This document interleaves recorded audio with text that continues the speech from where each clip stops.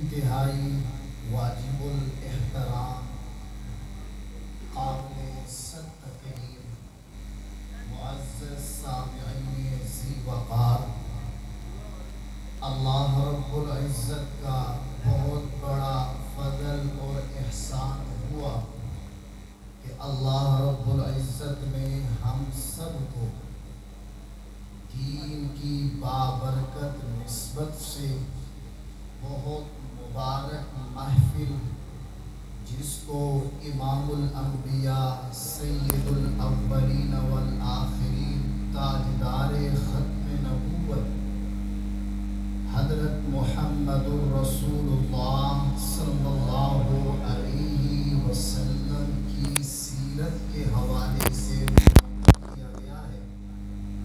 سب سے پہلے میں اس مسجد کی انتظامیہ کے جتنے حضرات ہیں، بالخصوص جناب حضرت مولانا شاہد صاحب، ان کو مبارکباد پیش کرتا ہوں۔ آپ تمام حضرات کا شکریہ ادا کرتا ہوں کہ آپ اس مجلس میں شریک ہو کے زینت کا کردار ادا کیا ہے۔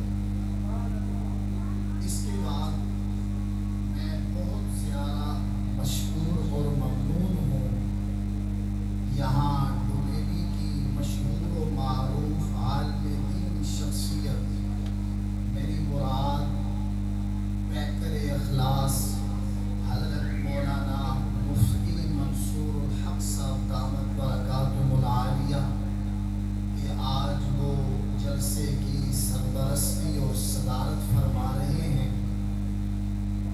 انشاءاللہ آپ حضرات کے سامنے 35 اور 40 منٹ کے لگ بھگ گفتگو ہوگی، جیسے مجھے ٹائم دیا گیا ہے۔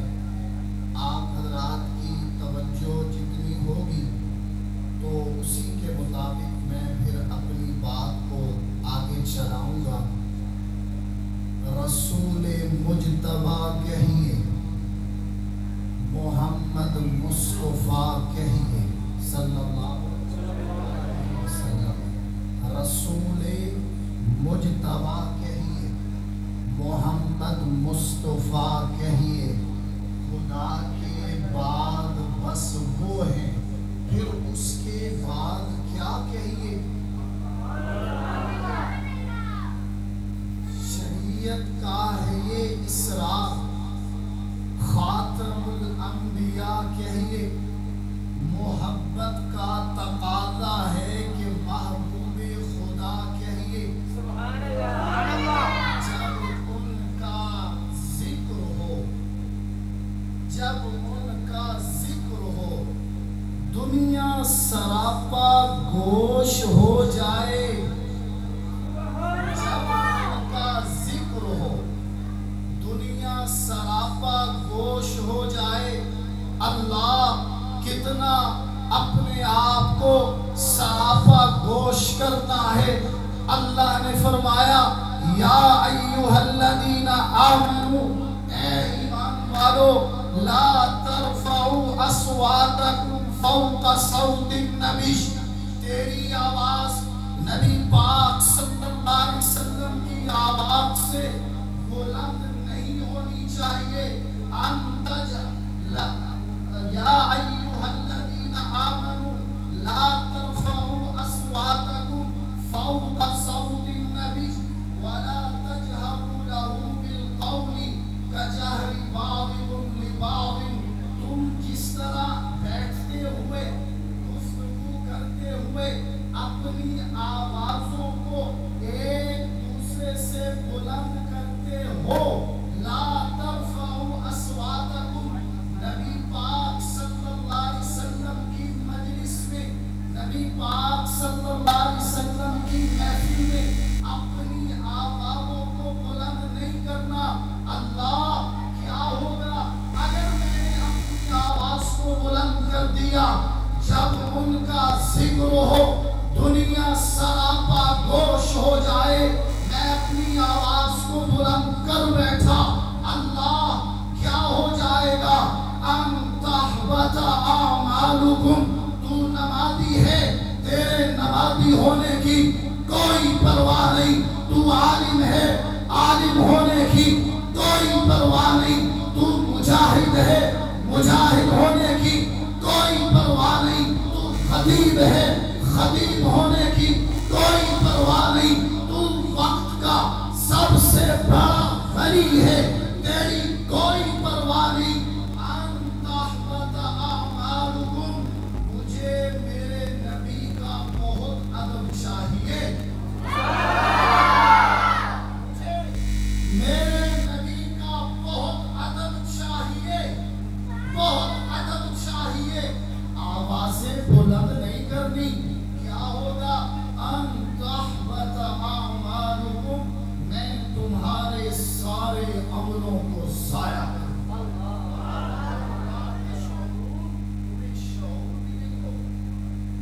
جب ان کا ذکر ہو دنیا سراپا گوش ہو جائے، جب ان کا نام آئے مرحبا صلی اللہ کے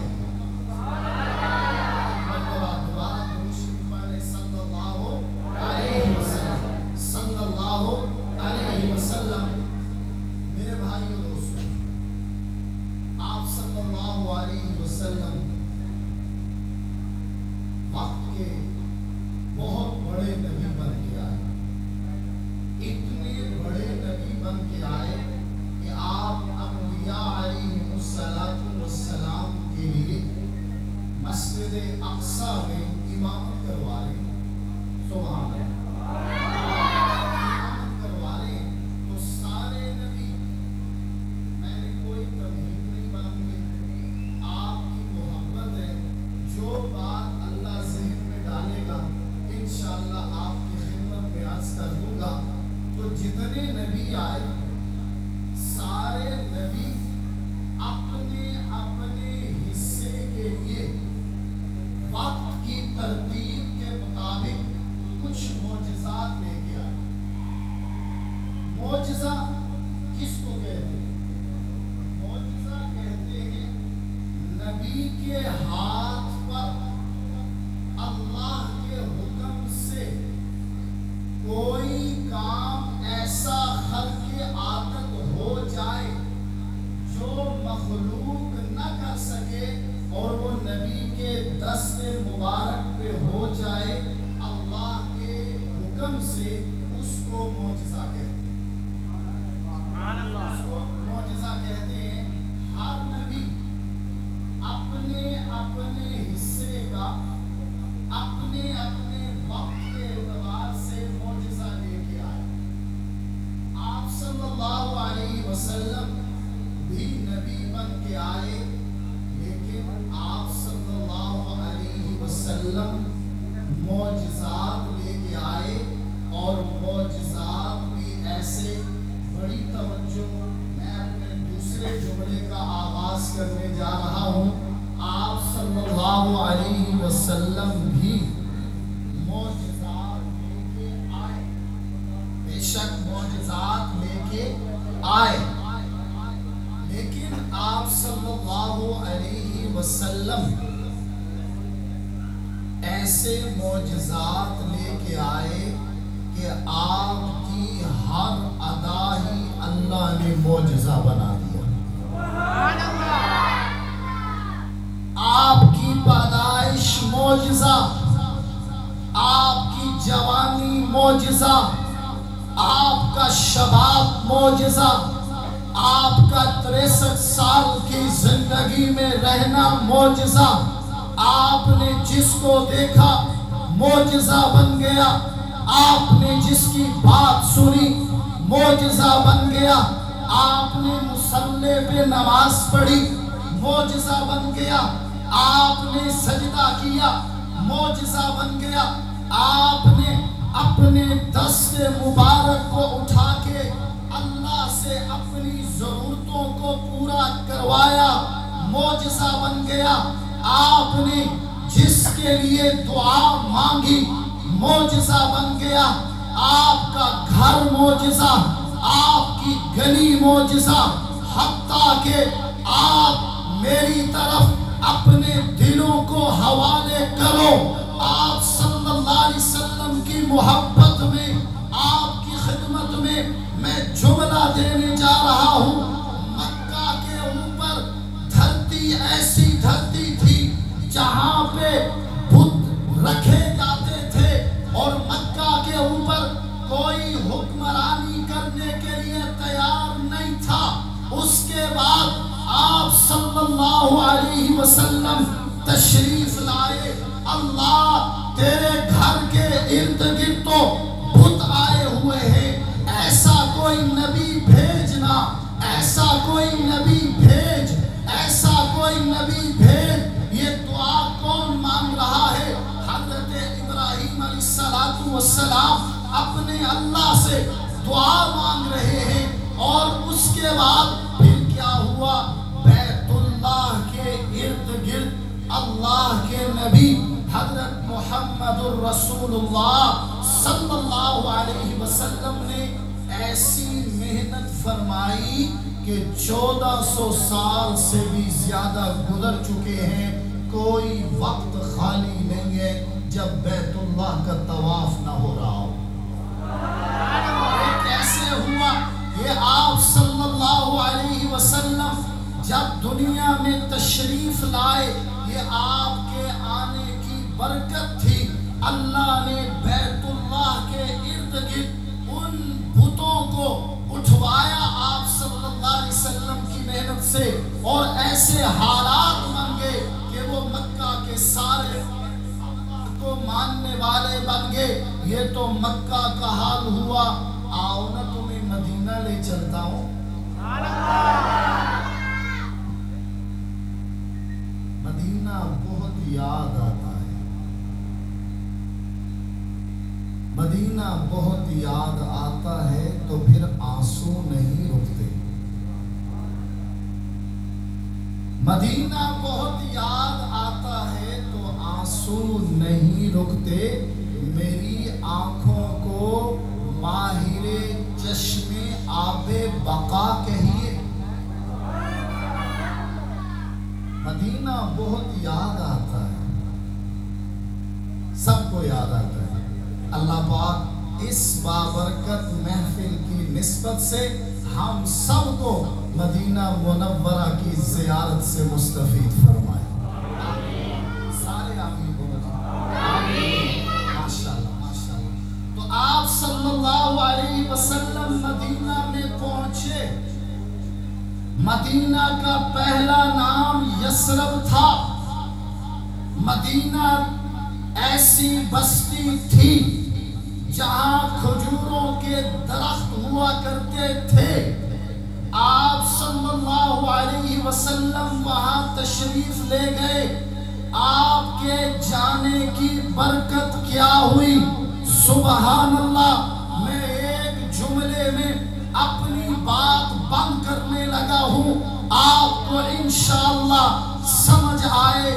سبحان اللہ کی داد، ماشاءاللہ کی داد ضرور دیجئے گا۔ آپ صلی اللہ علیہ وسلم مدینہ منورہ میں تشریف لائے۔ آپ نے مدینہ منورہ میں قدم رکھا، اللہ رب العزت نے مدینہ کی مٹی کو ہی شفا بنا دیا۔ مدینہ کی مٹی کو شفا بنا دیا، مدینہ کے گھروں کو آبادی کا، اور اس کے بعد آسمان والوں کے لیے چمکنے والا بنا دیا۔ مدینہ کی ہواؤں میں بھی اللہ نے شفا رکھی ہے، مدینہ کے بازاروں میں بھی اللہ نے شفا رکھی ہے۔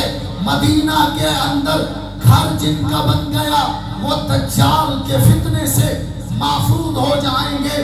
دجال وہاں پہ آکے کوئی سروکار نہیں کرے گا۔ یہ تو ہوا آپ صلی اللہ علیہ وسلم جب دنیا میں تھے تو مدینہ کے اندر بہت ساری برکتوں کا نزول تھا۔ جب آپ صلی اللہ علیہ وسلم دنیا سے رخصت ہوتے ہیں، برکتیں نہیں رکی۔ مدینہ سے آپ صلی اللہ علیہ وسلم دنیا سے رخصت ہوتے ہیں تو تو آپ کے جانے سے برکتیں نہیں رکی. آپ کہیں گے کیسے نہیں رکی؟ میں بتاتا ہوں کیسے نہیں رکی. آپ صلی اللہ علیہ وسلم دنیا سے رخصت ہوئے. آپ کو جسم اطہر کے ساتھ قبر مبارک کے اندر جب دفن کیا گیا، اب کیا ہوا؟ اللہ رب العزت نے چونکہ برکتوں کا نزول کرنا تھا، چونکہ رحمتوں کا نزول کرنا تھا، تو اللہ رب العزت نے کہا میرا نبی جس مٹی میں دفن ہو جائے گا، تم کہتے ہو جنت بڑی حسین ہے، تم کہتے ہو جنت بڑی مبارک ہے، تم کہتے ہو جنت کے درختوں میں بڑا پیار ہے، تم کہتے ہو جنت کے بازاروں میں بڑا حسن ہے، لیکن اللہ نے فرمایا نہیں، جنت میرے پیغمبر سے حسین نہیں ہے، جنت میرے پیغمبر سے محترم نہیں ہے، جنت میرے پیغمبر سے اعلیٰ نہیں ہے. آج میں کیا کروں گا؟ میں نے قانون بدل دیا. تم سارے محنتیں کرتے ہو جنت میں جانے کے لیے، اللہ نے کہا میرا حبیب مجھے سب سے پیارا ہے، جنت سے بھی پیارا ہے. اللہ رب العزت نے جنت کو اٹھایا اور جنت کو اٹھا کے نبی کے قدموں میں ڈال کے مدینہ کو مکرم بنا دیا، اور مکرم بنا دیا، مدینہ کو اور محترم بنا دیا، مدینہ کو اور اعلیٰ شان دے دی. یہی وجہ ہے آپ صلی اللہ علیہ وسلم نے فرمایا میری قبر اطہر سے لے کے میرے منبر تک ما بین بیتی و منبری روضۃ من ریاض الجنہ، یہ جتنی جگہ ہے نا منبر سے لے کے قبر مبارک تک، اللہ نے یہ شان دی کہ اس جگہ کو اللہ نے جنت کا ٹکڑا قرار دے دیا، جنت کا ٹکڑا قرار دے دیا. اب یہ ہوا مکہ کی فضیلت اور اس کے بعد مدینہ کی فضیلت. اب یہ جملے تھے تمہیدی، موضوع کچھ اور تھا، آپ کی برکت سے یہ چند جملے نکل آئے. اب میں آگے چلتا ہوں کہ آپ صلی اللہ علیہ وسلم کی ساری زندگی مبارک کی ایک ایک ادا معجزہ ہے، ایک ادا معجزہ ہے. آپ صلی اللہ علیہ وسلم کی نبوت کی صداقت کے لیے قرآن سے بڑی کوئی دلیل نہیں ہے. آپ صلی اللہ علیہ وسلم کی نبوت کی صداقت کے لیے صدیق سے بڑی کوئی دلیل نہیں ہے. آپ صلی اللہ علیہ وسلم کی صداقت، نبوت کی صداقت کے لیے فاروق اعظم، عثمان غنی، حضرت علی المرتضیٰ، عبداللہ بن زبیر، عبداللہ بن مسعود، 1,24,000 کم و بیش صحابہ جو آپ صلی اللہ علیہ وسلم نے جماعت تیار کی ہے، وہ جماعت آپ کی نبوت کی بہت بڑے دلائل میں سے ہے. لیکن میں جو بات آپ کی خدمت میں عرض کرنے جا رہا ہوں وہ یہ ہے کہ اگر نبی پاک صلی اللہ علیہ وسلم کے لیے قرآن دلیل نہ بھی ہوتا، صحابہ کرام نہ بھی دلیل ہوتے. امام غزالی رحمت اللہ علیہ نے اس عبارت کو لکھا ہے. آپ فرماتے ہیں، آپ کہتے ہیں ما تواتر من اہلہ قبل النبوہ، کہ آپ صلی اللہ علیہ وسلم کی نبوت سے پہلے جو آپ کی زندگی زندگی مبارک ہے، اللہ نے اس زندگی کو ہی آپ کی نبوت کی صداقت بنا دیا۔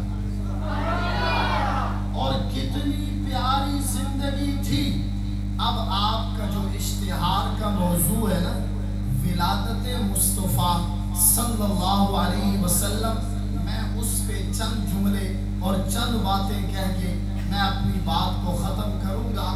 آپ صلی اللہ علیہ وسلم کی نبوت سے پہلے اگر کوئی دلیل نہ بھی ہوتی نبوت کی صداقت کے لیے، تو آپ کا جسم اطہر ہی معجزہ اور نبوت کی صداقت کی دلیل تھا۔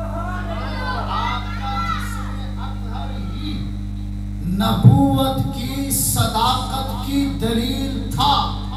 کیسے؟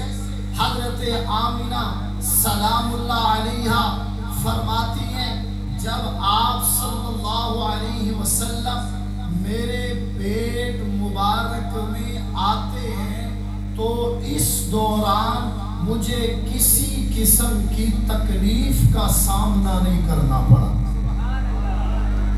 میں جس درخت سے گزرتی درخت مجھے سلام کرتا، میں جس پتھر سے گزرتی مجھے پتھر سلام کرتا، میں اگر کسی کنویں کی مڈیل پہ چلی جاتی پانی نیچے ہوتا، وہ میری وجہ سے پانی اوپر آ جاتا تھا۔ میں نے اس دوران کوئی تکلیف محسوس نہیں کی ہے۔ یہ بتاتا ہے آپ کی نبوت سچی تھی۔ پھر اس کے بعد آپ صلی اللہ علیہ وسلم جب اس دنیا میں تشریف لائے تو آپ کا ختنہ ہو گیا تھا، آپ کی آنکھوں میں سرما ڈال دیا گیا تھا، اور اس کے بعد آپ کے جسم اطہر پہ کوئی ناپاکی والی چیز نہیں تھی۔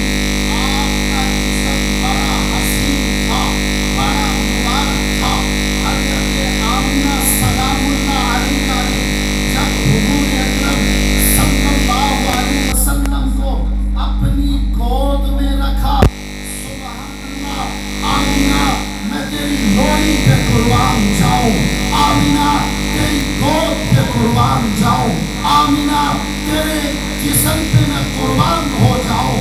اللہ رب العزت نے تیری گود میں جس کو پالا ہے وہ ایسا نبی تھا جو سب کو پالنے کا ہنر دے گیا،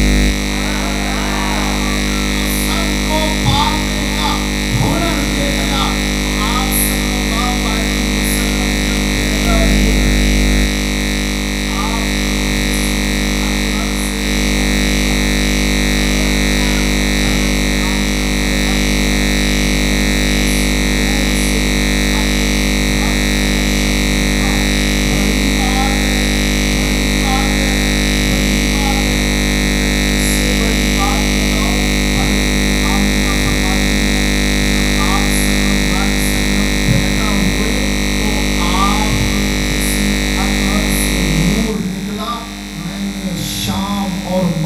آپ شام اور کیسر و کسرا کے محلات کو گرتے ہوئے دیکھا تھا۔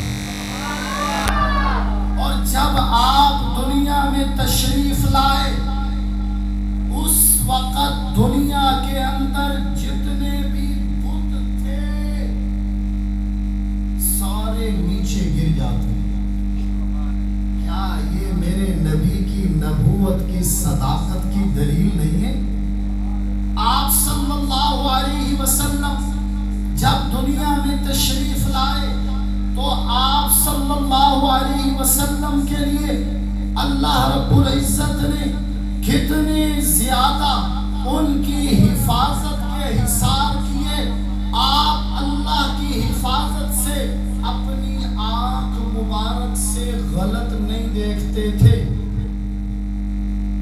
آپ اپنے کان مبارک سے غلط نہیں سنتے تھے، آپ اپنی زبان مبارکہ سے غلط نہیں بولتے تھے، آپ کے جسم اطہر میں کوئی بھی حرام کا لقمہ نہیں گیا ہے۔ آپ جس طرف چل دیے، آپ کا چلنا ہی اللہ نے برکت کا بنا دیا۔ تو یہ ہے آپ کے جسم اطہر۔ امام غزالی رحمۃ اللہ علیہ فرماتے ہیں اگر قرآن نہ بھی ہوتا، اگر کوئی اور معجزہ نہ بھی ہوتا نبوت کی صداقت کے لیے، آپ صلی اللہ علیہ وسلم کا جسم اطہر ہی ایسا مبارک تھا کہ کوئی اگر دیکھ لیتا تو وہ آپ کو مانے بغیر نہیں رہ سکتا تھا۔ ابو جہل بہت بڑا آپ علیہ السلام کا دشمن تھا، لیکن رات کو مسجد حرام کے ساتھ مسجد نبوی کی طرف، مسجد نبوی کے ساتھ اپنے کانوں کو لگا کر قرآن کی تلاوت ضرور سنتا تھا۔ لوگ کہتے تھے صبح ہوتی ہے، جب رات ہوتی ہے تلاوتیں سنتے ہو، تو ابو جہل کہنے لگا آپ صلی اللہ علیہ وسلم کی تلاوت جیسی خوبصورت تلاوت میں نے کبھی نہیں سنی، لیکن مانتا نہیں تھا۔ آپ صلی اللہ علیہ وسلم کو مانتا نہیں تھا۔ میں عرض کر رہا تھا آپ صلی اللہ علیہ وسلم نے 40 سال کی عمر مکہ کے اندر گزاری۔ اب جب آپ کو نبوت ملی ہے تو آپ صلی اللہ علیہ وسلم نے فاران کی چوٹی پر کھڑے ہو کے ایک جملہ بولا اور فرمایا لبثت فیکم عمرا،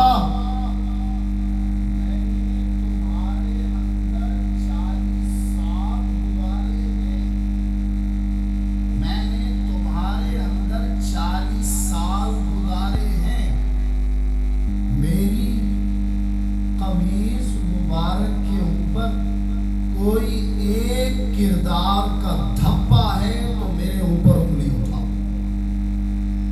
یہ وہی دعویٰ کر سکتا ہے جو وقت کا نبی ہوتا ہے۔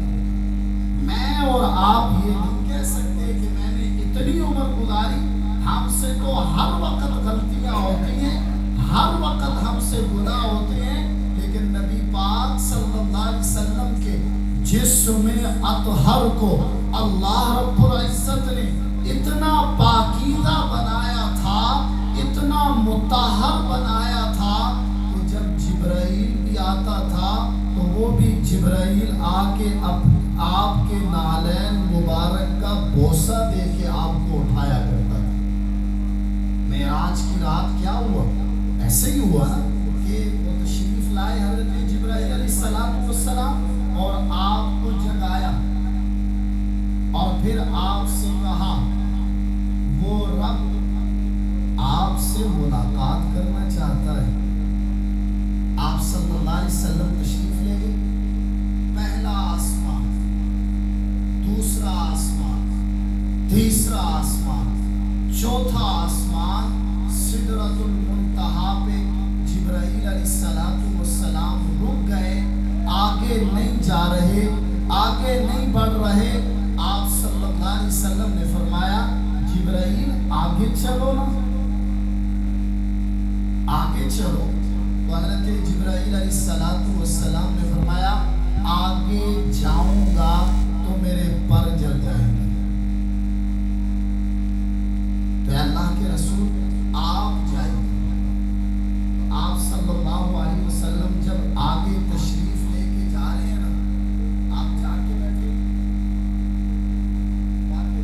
اللہ آپ کو جزائے خیر، آپ بھی جا کے بیٹھے، ماشاءاللہ ماشاءاللہ، جزاک اللہ، بارک اللہ، نعرہ تکبیر، شان رسالت، شان صحابہ، مقام صحابہ، عفت صحابہ، خلافت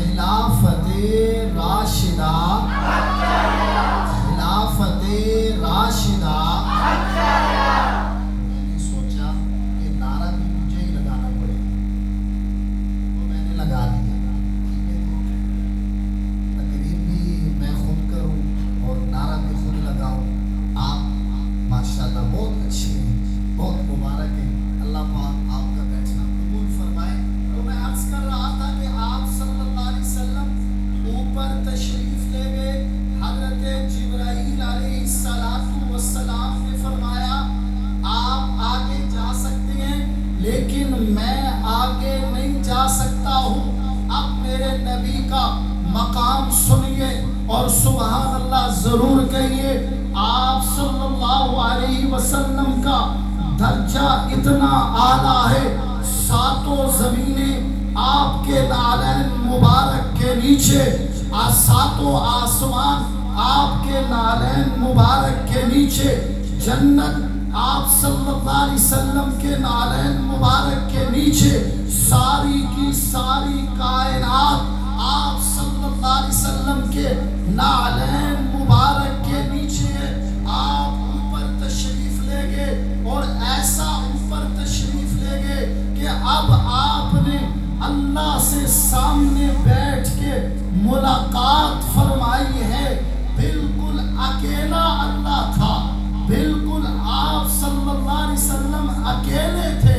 اب پتہ یہ چلا، اللہ رب العزت بتانا یہ چاہتا ہے، اے حضرت نوح علیہ السلام تجھے نبوت ملی ہے تو آپ صلی اللہ علیہ وسلم کے صدقے سے ملی ہے۔ حضرت ایوب علیہ السلام کو صبر ملا ہے، آپ صلی اللہ علیہ وسلم کے صدقے سے ملا ہے۔ حضرت یوسف علیہ السلام کو حسن ملا ہے تو آپ صلی اللہ علیہ وسلم کے صدقے سے ملا ہے۔ حضرت سلیمان علیہ السلام کو سلطنت اور بادشاہت ملی ہے تو آپ صلی اللہ علیہ وسلم کے صدقے سے ملی ہے۔ حضرت موسیٰ علیہ السلام کا برداشت اور تحمل ملا ہے تو آپ صلی اللہ علیہ وسلم کے صدقے سے ملا ہے۔ حضرت عیسیٰ علیہ السلام کو توکل ملا ہے تو آپ صلی اللہ علیہ وسلم کے صدقے سے ملا ہے۔ یہی وجہ ہے جتنے نبیوں میں اوصاف تھے اللہ نے ان اوصاف کو الگ الگ کیا تو ایوب کو مل گیا، یوسف کو مل گیا، عیسیٰ کو مل گیا، موسیٰ کو مل گیا، اور تمام نبیوں کو سارے کے سارے اوصاف الگ الگ کیے تو سب نبیوں کو مل گئے۔ لیکن جب سب نبیوں کے اوصاف کو اکٹھا کیا گیا تو وہ آپ صلی اللہ علیہ وسلم کی مبارک شخصیت بن گئے۔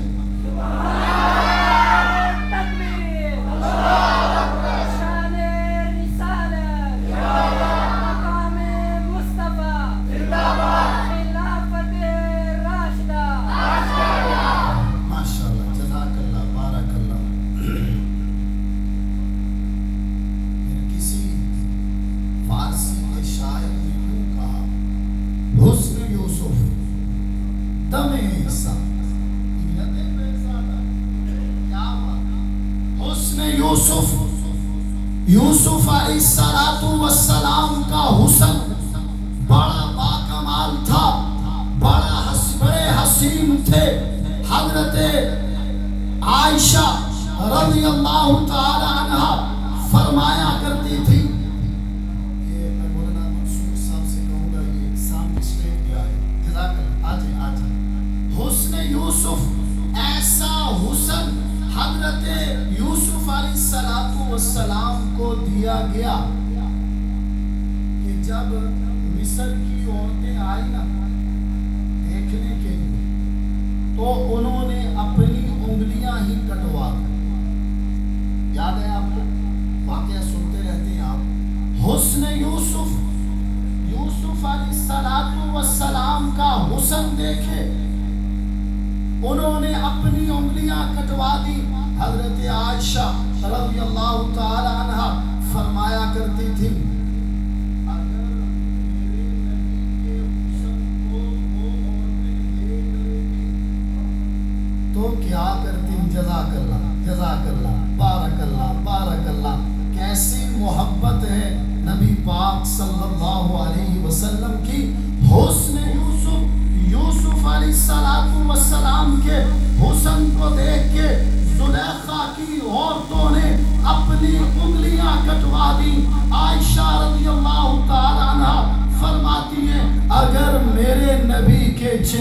کو دیکھ لیتی تو اپنی گردنیں ہی کٹوا دیتی۔